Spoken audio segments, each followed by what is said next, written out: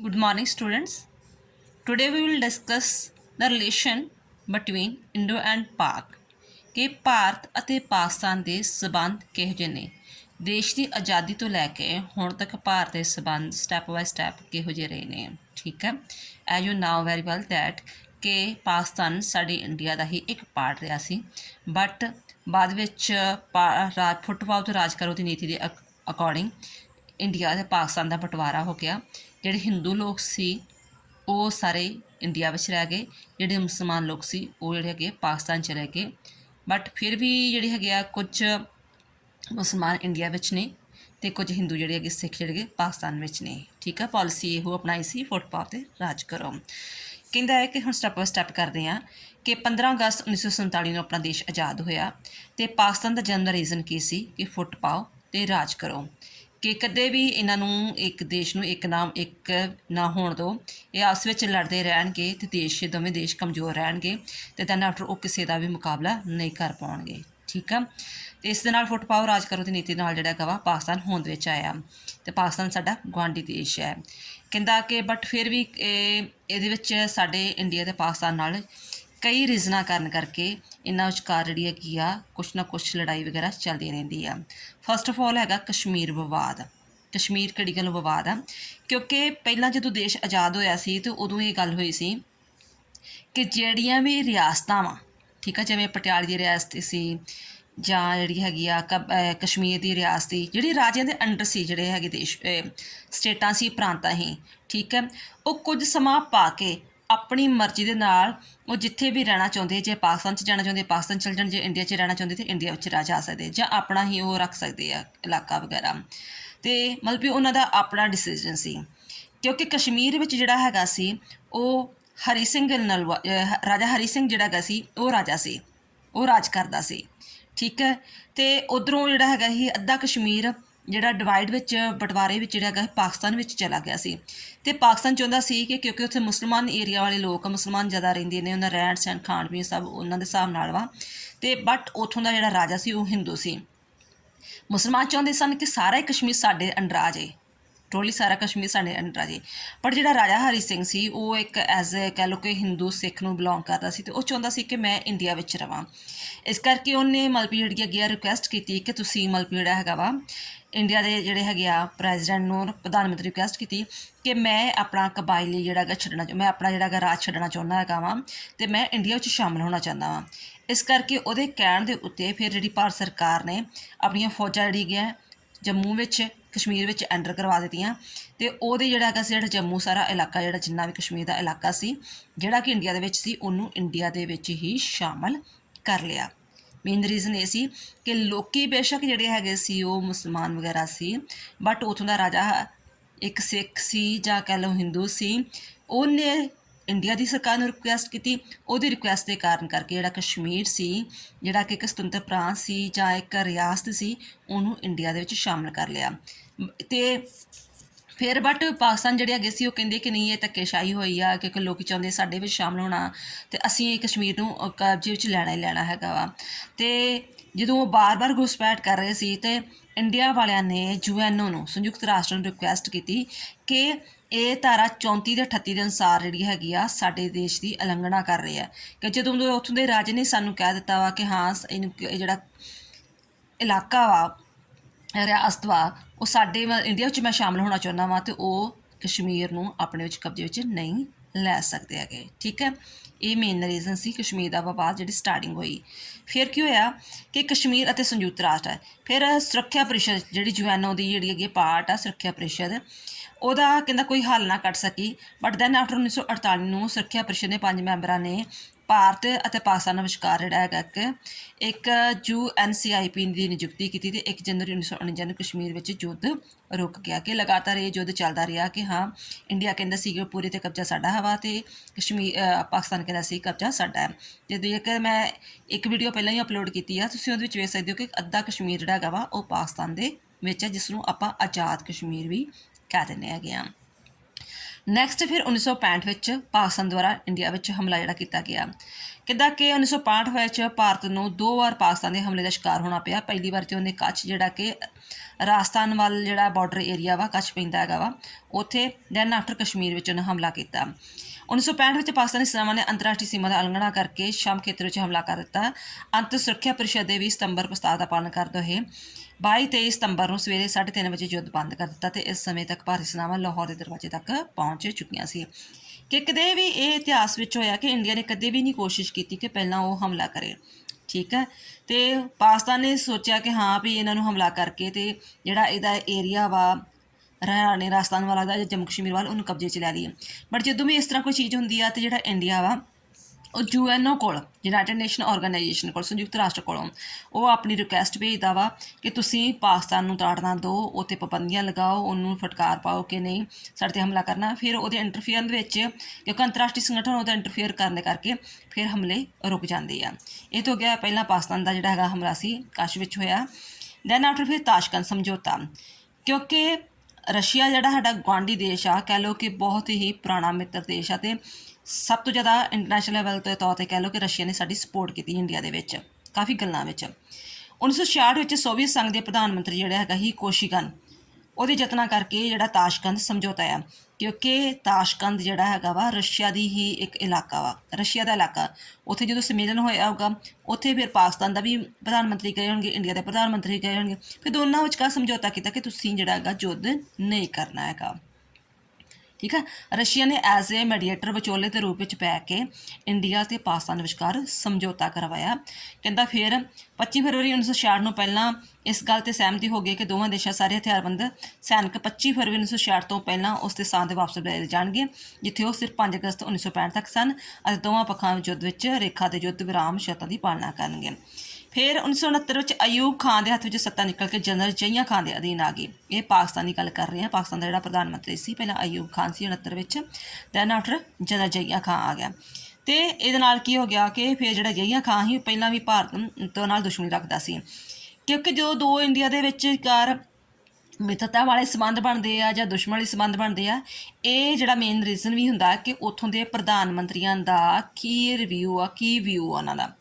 ਜਿਵੇਂ ਹੁਣ ਪਾਕਿਸਤਾਨ ਦਾ ਪ੍ਰਧਾਨ ਮੰਤਰੀ ਆ, ਉਹ ਇੰਡੀਆ ਨਾਲ ਇੱਕ ਕ੍ਰਿਕਟਰ ਖਿਡਾਰੀ ਸੀ, ਉਹਦਾ ਇੰਡੀਆ ਨਾਲ ਜਿਹੜਾ ਹੈਗਾ ਵਿਊ ਬਹੁਤ ਵਧੀਆ ਵਾ, ਉਹ ਇੰਡੀਆ ਨਾਲ ਐਜ਼ ਏ ਫਰੈਂਡ ਦੇ ਤੌਰ 'ਤੇ ਰਹਿਣਾ ਚਾਹੁੰਦਾ ਹੈਗਾ ਵਾ।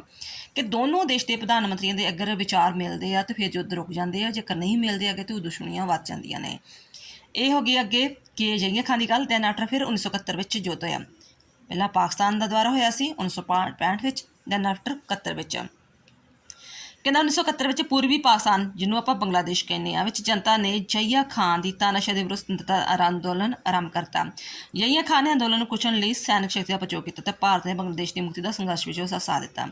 ਇਹਦਾ ਇਸ ਚੀਜ਼ ਨੂੰ ਬੜਾ ਥੋੜ੍ਹਾ ਧਿਆਨ ਨਾਲ ਜਿਸ ਚੀਜ਼ ਨੂੰ ਪੜ੍ਹਿਓ, ਸਮਝਿਓ ਕਿ ਜਿਹੜਾ ਬੰਗਲਾਦੇਸ਼ ਨੂੰ ਆਜ਼ਾਦ ਕਰਵਾਇਆ ਨਾ, ਬੰਗਲਾਦੇਸ਼ ਉਹ ਪਾਕਿਸਤਾਨ ਦਾ ਹੀ ਇੱਕ ਪਾਰਟ ਸੀ, ਜਿਵੇਂ ਪੰਜਾਬ ਜਿਹੜਾ ਹੈਗਾ ਵਾ ਇੰਡੀਆ ਦਾ ਪਾਰਟ ਵਾ।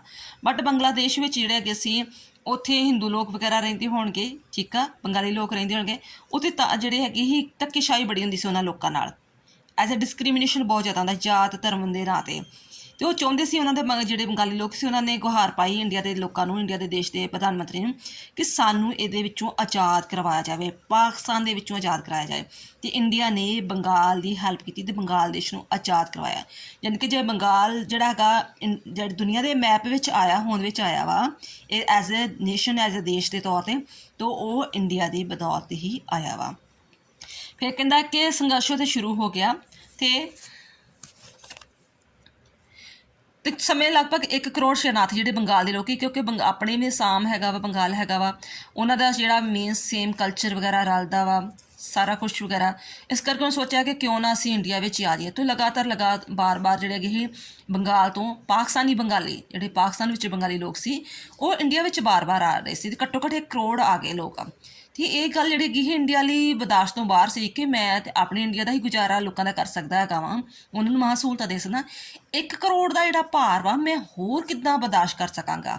ਇਸ ਕਰਕੇ ਕਹਿੰਦਾ ਕਿ ਪਾਕਿਸਤਾਨ ਨੇ 3 ਦਸੰਬਰ 1971 ਨੂੰ ਭਾਰਤ 'ਤੇ ਹਮਲਾ ਕਰ ਦਿੱਤਾ ਅਤੇ ਭਾਰਤ ਨੇ ਪਾਕਿਸਤਾਨ ਨੂੰ ਸਬਕ ਸਿਖਾਉਣ ਵਾਸਤੇ ਨਿਸ਼ਚਾ ਕੀਤਾ ਅਤੇ ਪਾਕਿਸਤਾਨ ਦੇ ਹਮਲੇ ਦਾ ਡਟ ਕੇ ਮੁਕਾਬਲਾ ਕੀਤਾ। ਫਿਰ 5 ਦਸੰਬਰ ਨੂੰ ਸ਼੍ਰੀਮਤੀ ਇੰਦਰਾ ਗਾਂਧੀ ਨੇ ਭਾਰਤੀ ਸੰਸਦ ਵਿੱਚ ਬੰਗਲਾਦੇਸ਼ ਗਣਰਾਜ ਉਦੈ ਦੀ ਸੂਚਨਾ ਦਿੱਤੀ ਅਤੇ 16 ਦਸੰਬਰ 1971 ਵਿੱਚ ਢਾਕਾ ਵਿਖੇ ਜਨਰਲ ਨਿਆਜ਼ੀ ਨੇ ਆਤਮ ਸਮਰਪਣ ਕਰ ਦਿੱਤਾ। ਅਤੇ ਫਿਰ 1 ਲੱਖ ਸੈਨਿਕਾਂ ਦੇ ਆਤਮ ਸਮਰਪਿਤ ਕਰ ਦਿੱਤਾ, ਯਾਨੀ ਕਿ ਫਿਰ ਇਸ ਹਿਸਾਬ ਨਾਲ ਬੰਗਾਲ ਜਿਹੜਾ ਹੈਗਾ ਸੀ ਹੋਂਦ ਵਿੱਚ ਆ ਗਿਆ। ਸ਼੍ਰੀਮਤੀ ਇੰਦਰਾ ਗਾਂਧੀ ਨੇ ਡਿਸੀਜ਼ਨ ਲਿਆ ਕਿ ਨਹੀਂ ਵੀ ਅਸੀਂ ਹੁਣ ਬੰਗਲਾਦੇਸ਼ ਨੂੰ ਆਜ਼ਾਦ ਕਰਕੇ ਰੱਖਣਾ ਵਾ, ਤੇ ਜਨਰਲ ਨਿਆਜ਼ੀ ਜਿਹੜਾ ਹੈਗਾ ਸੀ ਉਹਨੂੰ ਜਿਹੜਾ ਹੈਗਾ ਸਰੈਂਡਰ ਕਰਨ ਲਈ ਮਜਬੂਰ ਹੋਣਾ ਪਿਆ। ਨੈਕਸਟ ਹੈਗਾ ਸ਼ਿਮਲਾ ਸੰਮੇਲਨ। ਫਿਰ 3 ਜੁਲਾਈ ਨੂੰ ਦੋਹਾਂ ਦੇਸ਼ਾਂ ਵਿਚਕਾਰ ਇੱਕ ਸਮਝੌਤਾ ਹੈ ਜਿਹੜੇ ਸ਼ਿਮਲਾ ਸਮਝੌਤਾ ਨਾਲ ਜਾਣਿਆ ਜਾਂਦਾ ਵਾ। ਸ਼ਿਮਲਾ ਸਮਝੌਤੇ ਦੇ ਬਾਅਦ ਦੋ ਪੱਖੀ ਵਾਰਤਾਲਾਪ ਦੇ ਸਿਧਾਂਤ ਨੂੰ ਉਤਸ਼ਾਹ ਦਿੱਤਾ ਵੀ ਜਦੋਂ ਵੀ ਕੋਈ ਗੱਲ ਹੋਏਗੀ, ਕੋਈ ਪ੍ਰੋਬਲਮ ਕ੍ਰੀਏਟ ਹੋਏਗੀ ਦੋਵਾਂ ਦੇਸ਼ਾਂ ਵਿਚਕਾਰ, ਤੇ ਗੱਲਬਾਤ ਰਾਹੀਂ ਉਸ ਗੱਲ ਨੂੰ ਜਿਹੜੀ ਹੈਗੀ ਪ੍ਰੋਬਲਮ ਨੂੰ ਸੋਲਵ ਕੀਤਾ ਜਾਵੇਗਾ। 1977 ਵਿੱਚ ਜਨਤਾ ਸਰਕਾਰ ਦੀ ਸਥਾਪਨਾ ਤੋਂ ਬਾਅਦ ਭਾਰਤ ਪਾਕ ਸੰਬੰਧਾਂ ਵਿੱਚ ਹੋਰ ਸੁਧਾਰ ਹੋਇਆ। ਸ਼੍ਰੀਮਤੀ ਇੰਦਰਾ ਗਾਂਧੀ ਸਰਕਾਰ ਅਤੇ ਪਾਕਿਸਤਾਨ ਸੰਬੰਧ। ਸ਼੍ਰੀਮਤੀ ਇੰਦਰਾ ਗਾਂਧੀ ਨੇ ਜਨਵਰੀ 1990 ਵਿੱਚ ਪ੍ਰਧਾਨ ਮੰਤਰੀ ਬਣਨ ਤੇ ਭਾਰਤ-ਪਾਕ ਸੰਬੰਧ ਸੁਧਾਰ ਦੇ ਜ਼ੋਰ ਦਿੱਤਾ ਕਿ ਨਹੀਂ, ਇੰਡੀਆ ਅਤੇ ਪਾਕਿਸਤਾਨ ਦੇ ਰਿਲੇਸ਼ਨ ਨੂੰ ਹੋਰ ਸੁਧਾਰਿਆ ਜਾਵੇਗਾ। ਫਿਰ ਇੰਦਰਾ ਗਾਂਧੀ ਤੋਂ ਬਾਅਦ ਰਾਜੀਵ ਗਾਂਧੀ ਦੀ ਸਰਕਾਰ ਆਈ। ਕਹਿੰਦਾ 1985 ਵਿੱਚ ਭਾਰਤ ਅਤੇ ਪਾਕਿਸਤਾਨ ਦੇ ਕਈ ਮੰਤਰੀਆਂ ਤੇ ਅਧਿਕਾਰੀਆਂ ਦੇ ਇੱਕ ਦੂਜੇ ਦੇਸ਼ਾਂ ਦੀ ਯਾਤਰਾਵਾਂ ਕੀਤੀਆਂ ਤੇ ਕਈ ਸਹਿਯੋਗਾਂ ਵਿੱਚ ਸਮਝੌਤੇ ਵਗੈਰਾ ਵੀ ਕੀਤੇ। ਦੈਨ ਆਫਟਰ ਪ੍ਰਧਾਨ ਮੰਤਰੀ ਰਾਜੀਵ ਗਾਂਧੀ ਦੀ ਪਾਕਿਸਤਾਨ ਯਾਤਰਾ 1929 ਦਸੰਬਰ 1988 ਨੂੰ ਪ੍ਰਧਾਨ ਮੰਤਰੀ ਰਾਜੀਵ ਗਾਂਧੀ ਸਾਰਕ, ਜਿਹਨੂੰ ਆਪਾਂ ਸਾਊਥ ਏਸ਼ੀਅਨ ਖੇਤਰੀ ਸਹਿਯੋਗ ਕਹਿ ਦਿੰਦੇ ਹਾਂ, ਉਹਦੇ 'ਚ ਸੰਮੇਲਨ ਭਾਗ ਲੈਣ ਲਈ ਗਏ ਅਤੇ ਉਹਨਾਂ ਦੀ ਪਾਕਿਸਤਾਨ ਦੀ ਪ੍ਰਧਾਨ ਮੰਤਰੀ ਬੇਨਜ਼ੀਰ ਭੁੱਟੋ ਸੀ, ਲੇਡੀ ਸੀ, ਠੀਕ ਆ। ਇੱਧਰੋਂ ਰਾਜੀਵ ਗਾਂਧੀ ਗਿਆ, ਉੱਧਰੋਂ ਬੇਨਜ਼ੀਰ ਭੁੱਟੋ ਸੀ, ਉਹਨਾਂ ਨਾਲ ਫਿਰ ਗੱਲਬਾਤ ਕੀਤੀ। ਦੈਨ ਆਫਟਰ ਫਿਰ 1988 ਨੂੰ ਭਾਰਤ ਤੇ ਪਾਕਿਸਤਾਨ ਵਿਚਕਾਰ ਇੱਕ ਸਮਝੌਤਾ ਆਇਆ ਜਿਹਨੂੰ ਆਪਾਂ ਸ਼ਿਮਲਾ ਸਮਝੌਤੇ ਨੂੰ ਭਾਰਤ ਅਤੇ ਪਾਕਿਸਤਾਨ ਨੇ ਆਪਸੀ ਤੋਂ ਤਕਰੀਬਨ 16 ਸਾਲ ਬਾਅਦ 3 ਸਮਝੌਤੇ ਦਸਤਖਤ ਕੀਤੇ ਗਏ ਜਿਨ੍ਹਾਂ ਨੂੰ ਇੱਕ ਦੂਜੇ ਦੇ ਪਰਮਾਣੂ ਯੰਤਰਾਂ ਉੱਤੇ ਹਮਲਾ ਨਾ ਕਰਨ ਦੇ ਸਮਝੌਤਾ ਕੀਤਾ ਗਿਆ। ਪਹਿਲਾਂ ਤਾਂ ਸ਼ਿਮਲਾ ਸਮਝੌਤਾ ਆਇਆ ਸੀ, ਦੈਨ ਆਫਟਰ ਬਾਅਦ ਵਿੱਚ ਬੇਨਜ਼ੀਰ ਭੁੱਟੋ ਉਹ ਇੰਦਰਾ ਗਾਂਧੀ ਨਾਲ ਤੇ ਉੱਥੋਂ ਉਸ ਸਮੇਂ ਦੇ ਜਿਹੜਾ ਕਿ ਪ੍ਰਧਾਨ ਮੰਤਰੀ ਸੀ ਉਹਦੇ ਨਾਲ ਹੋਇਆ। ਦੈਨ ਆਫਟਰ ਮੁੜ ਕੇ 16 ਸਾਲਾਂ ਬਾਅਦ ਜਿਹੜਾ ਸੀ ਬੇਨਜ਼ੀਰ ਭੁੱਟੋ ਤੇ ਰਾਜੀਵ ਗਾਂਧੀ ਵਿਚਕਾਰ ਹੋਇਆ ਤੇ ਇਹਦੇ ਵਿੱਚ ਕਿਹਾ ਗਿਆ ਕਿ ਅਸੀਂ ਇੱਕ ਦੂਜੇ ਦੇ ਉੱਤੇ ਪਰਮਾਣੂ ਬੰਬਾਂ ਦੇ ਨਾਲ ਹਮਲਾ ਕਦੇ ਵੀ ਨਹੀਂ ਕਰਾਂਗੇ, ਕਿਉਂਕਿ ਦੋਨਾਂ ਦੇਸ਼ਾਂ ਨੇ ਪਰਮਾਣੂ ਬੰਬ ਬਣਾ ਲਏ ਸੀ ਤੇ ਉਹਨਾਂ ਨੇ ਕਿਹਾ ਕਿ ਅਸੀਂ ਪਰਮਾਣੂ ਬੰਬਾਂ ਨਾਲ ਹਮਲਾ ਨਹੀਂ ਕਰਾਂਗੇ। ਨੈਕਸਟ ਹੈ ਪਾਕਿਸਤਾਨ ਪਰਮਾਣੂ ਬੰਬ ਕਾਰਜਕ੍ਰਮ। ਪਾਕ ਪਰਮਾਣੂ ਕਾਰਜਕ੍ਰਮ ਦੇ ਬਾਰੇ ਵਿੱਚ ਭਾਰਤ ਕਾਫੀ ਸਮੇਂ ਤੋਂ ਚਿੰਤਤ ਹੈ। ਪਾਕਿਸਤਾਨ ਦੇ ਪਰਮਾਣੂ ਕਾਰਜਕ੍ਰਮ ਤੋਂ ਚਿੰਤਤ ਹੋ ਕੇ ਭਾਰਤ ਨੇ ਮਈ 1998 ਨੂੰ 5 ਪਰਮਾਣੂ ਤਜਰਬੇ ਕੀਤੇ ਤੇ ਫਿਰ ਇਹਦੇ ਮੁਕਾਬਲੇ 'ਚ ਪਾਕਿਸਤਾਨ ਨੇ 6 ਪਰਮਾਣੂ ਤਜਰਬੇ ਕੀਤੇ ਕਿ ਹਾਂ ਕਿ ਜਿਹੜੇ ਅਸੀਂ ਪਰਮਾਣੂ ਬੰਬ ਬਣਾਏ ਉਹ ਚੱਲਦੇ ਵੀ ਆ ਕਿ ਸਹੀ ਤਰ੍ਹਾਂ ਅਸੀਂ ਪ੍ਰਯੋਗ ਕਰ ਵੀ ਸਕਦੇ ਹਾਂ। ਉਹ ਫਿਰ 5 ਧਮਾਕੇ ਕੀਤੇ ਤੇ ਉਹਦੇ ਮੁਕਾਬਲੇ ਵਿੱਚ ਮਤਲਬ ਉਸ ਦੇ ਜਵਾਬ ਦੇਣ ਵਿੱਚ ਪਾਕਿਸਤਾਨ ਨੇ 6 ਧਮਾਕੇ ਕੀਤੇ ਕਿ ਸਾਡੇ ਕੋਲ ਵੀ ਪਰਮਾਣੂ ਬੰਬ ਹੈਗੇ ਆ। ਨੈਕਸਟ ਹੈਗਾ ਬੱਸ ਸੇਵਾ ਦੇ ਲਈ ਭਾਰਤ ਪਾਕਿਸਤਾਨ ਸਮਝੌਤਾ।